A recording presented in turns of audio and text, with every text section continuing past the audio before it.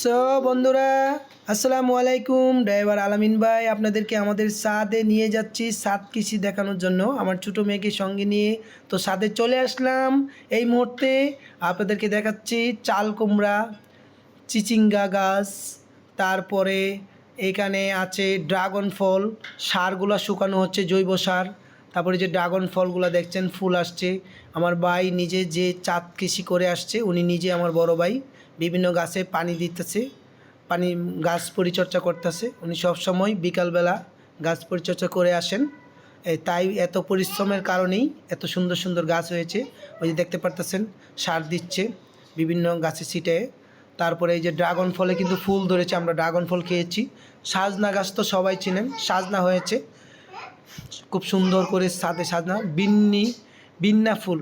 হ্যাঁ, এটা বিন্নি মরিচ বলে, বিন্নি মরিচ। এদিকে আছে রজনীগন্ধা ফুল, এখানে টমেটো গাছ, তারপরে মরিচ গাছ, বোম্বাই মরিচ, পেয়ারা গাছ। এখানে আছে হলুদ বেগুন। হলুদ বেগুন সচরাচর দেখা যায় না, আমার ভাই সেটাও করে আসছে। তারপরে টমেটো, তারপরে এই যে দেখাচ্ছেন চাল কুমড়া। চাল কুমড়া খুব সুন্দরভাবে হয়েছে। 12 মাসের টমেটো গাছ, 12 মাস ধরে থাকে এই টমেটো গাছে। আমরা খেয়েছি। এখানে দেখতে পারতেছেন বেগুন, এটাকে তাল বেগুন বলে, কালো বেগুন কিন্তু অনেক বড় হবে। একটা বেগুন 1 কেজি প্রায় হয়ে থাকে। এখানে টমেটো গাছ আছে।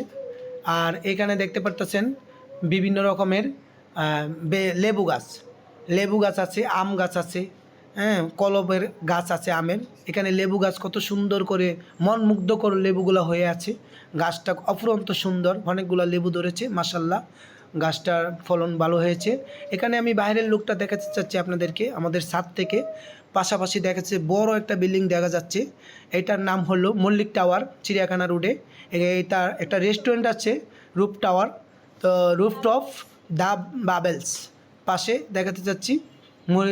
আপনার শুকাইতে দিচ্ছে, শাক শুকাইতে দিচ্ছে। আসসালাম।